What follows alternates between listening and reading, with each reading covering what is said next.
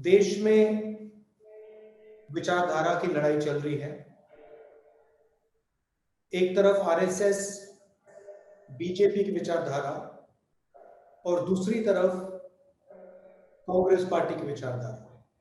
पार्टियां बहुत हैं, विपक्ष में पार्टियां हैं, मगर विचारधारा की जो लड़ाई हो रही है वो बीजेपी और आरएसएस और कांग्रेस की विचारधारा के बीच में लड़ाई हो रही है। कांग्रेस की विचारधारा, कॉन्स्टिट्यूशन की विचारधारा, देश को जोड़ने की विचारधारा, सबको एक साथ लेने की विचारधारा, जो हमारा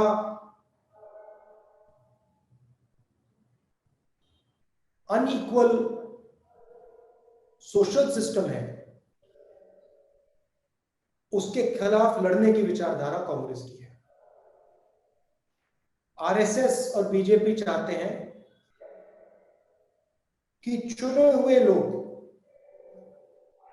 इस देश को चलाएं, पूरा का पूरा धन चुने हुए लोगों के हाथों में हो, सारे के सारे इंस्टीट्यूशंस उन्हीं लोगों के कंट्रोल में रहें, चाहे वो जुडिशरी हो, चाहे वो ब्यूरोक्रेसी हो, चाहे वो आर्मी हो, इलेक्शन कमीशन हो, स्कूल्स और कॉलेजेस हो। आरएसएस चाहती है कि ये सारे के सारे उन्हीं के कंट्रोल में रहें। हम चाहते हैं कि ये जो हमारे इंस्टीट्यूशंस हैं, ये जो हमारा देश है, ये सबका है, हर जात का है, हर धर्म का है, और सब लोगों को इस देश में रक्षा मिलनी चाहिए, एकता होनी चाहिए, भाईचारा होना चाहिए। ये लड़ाई है। आपने देखा मणिपुर में क्या हुआ और क्या हो रहा है, और आपको आश्चर्य होगा कि प्रधानमंत्री जी ने मणिपुर के बारे में एक शब्द नहीं कहा। आपको लगा होगा कि देश के प्रधानमंत्री जब देश का एक प्रदेश जल रहा है तो देश का प्रधानमंत्री कुछ ना कुछ तो कहेगा। आप में से बहुत सारे लोगों को लगा होगा कि देश का प्रधानमंत्री हवाई जहाज में जाकर इम्फाल में, कम से कम इम्फाल में लोगों से बात करेगा। पिछले कोई भी प्रधानमंत्री होते, कांग्रेस के प्रधानमंत्री तो वहीं बैठ जाते, मगर आपको आश्चर्य होगा कि हिंदुस्तान का प्रधानमंत्री नरेंद्र मोदी मणिपुर क्यों नहीं जा रहा है, मणिपुर के बारे में बोल क्यों नहीं रहा है? क्योंकि नरेंद्र मोदी जी चुने हुए लोगों के प्रधानमंत्री हैं, आरएसएस के प्रधानमंत्री हैं। उनको मणिपुर से कोई लेना देना नहीं। वो जानते हैं कि उनकी विचारधारा ने मणिपुर को जलाया है, मगर जो मणिपुर में दुख है, दर्द है, जो महिलाओं को चोट पहुंची है, उससे नरेंद्र मोदी जी को कोई फर्क नहीं पड़ता। और मैं आपको गारंटी देके कह सकता हूं कि जिस मणिपुर ने प्रधानमंत्री के दिल में दर्द नहीं पहुंचाया, वही मणिपुर इस मीटिंग में हमारे हर कार्यकर्ता के दिल में दर्द पहुंचा रहा है।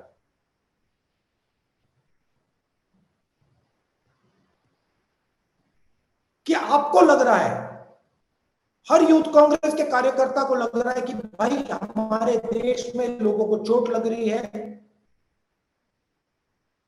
लोगों को दुख हो रहा है, हमें उनके साथ खड़ा होना चाहिए। मणिपुर में जाके खड़े होना चाहिए। अगर मणिपुर में नहीं जा सके तो जहां हम खड़े हैं, हमारे दिल में जो दर्द है, जो हमारी भावना है उनके लिए,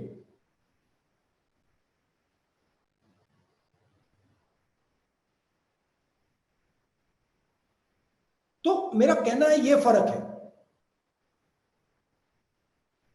वो सिर्फ सत्ता चाहते हैं और सत्ता के लिए वो कुछ भी कर देंगे।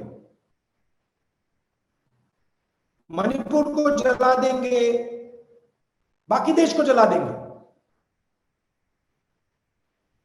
हरियाणा, पंजाब, उत्तर प्रदेश, सारे देश को जला देंगे, क्योंकि इनको सिर्फ सत्ता चाहिए और कुछ नहीं चाहिए।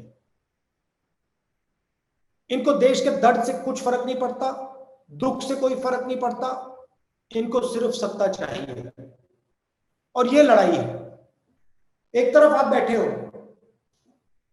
आप कांग्रेस पार्टी के भविष्य हो, आपके दिल में देश प्रेम है। जब देश को चोट लगती है,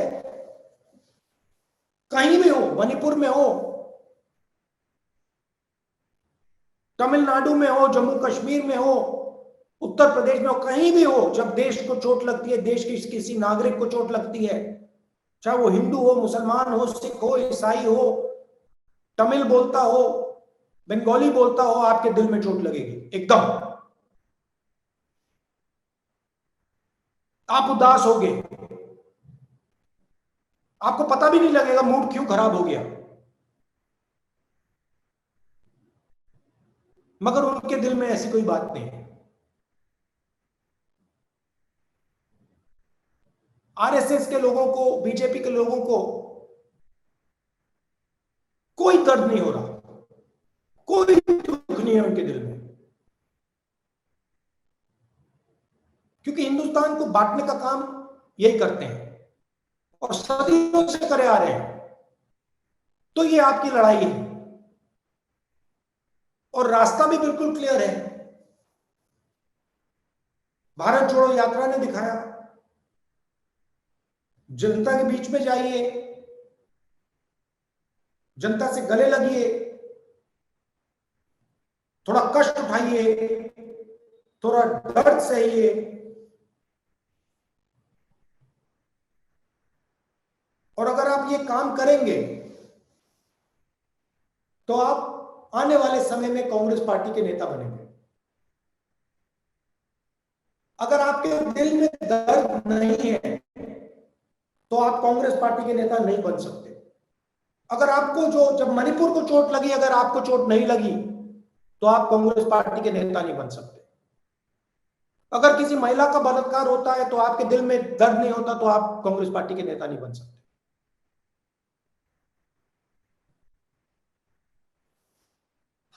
तो जो आपके दिल में जो दर्द होता है, उसका कारण आपकी देशभक्ति है कि आप अपने देश से प्यार करते हो।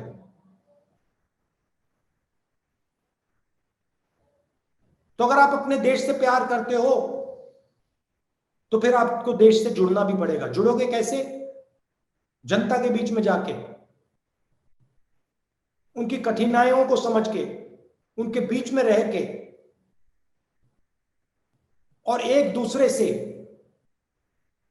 प्यार और मोहब्बत से बर्ताव करके। भारत जोड़ो यात्रा में बहुत अच्छा नारा निकला, नफरत के बाजार में मोहब्बत की दुकान खोलनी है। यही भी आपका काम है और कुछ बोलने की जरूरत नहीं है। मणिपुर में इन्होंने नफरत की बाजार खोली, चलिए हम जाके मोहब्बत की दुकान खोलते हैं।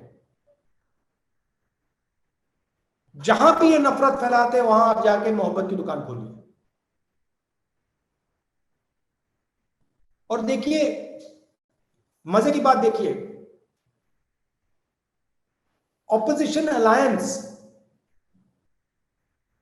ने बहुत सुंदर नाम चुना,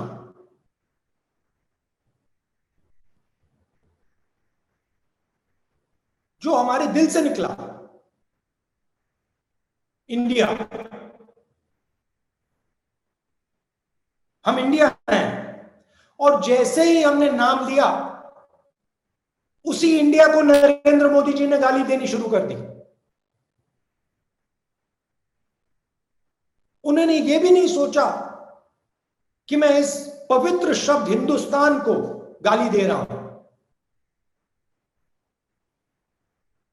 इतना घमंड है, इतना अहंकार है।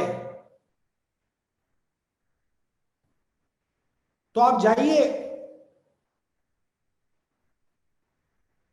मोहब्बत की दुकानें खोलिए, और इस सिर्फ जनता के बीच में नहीं, सिर्फ मणिपुर में नहीं, अपने घर में भाई के साथ, बहन के साथ, माता पिता के साथ, अपने कॉलीग्स के साथ, यूथ कांग्रेस की टीम के साथ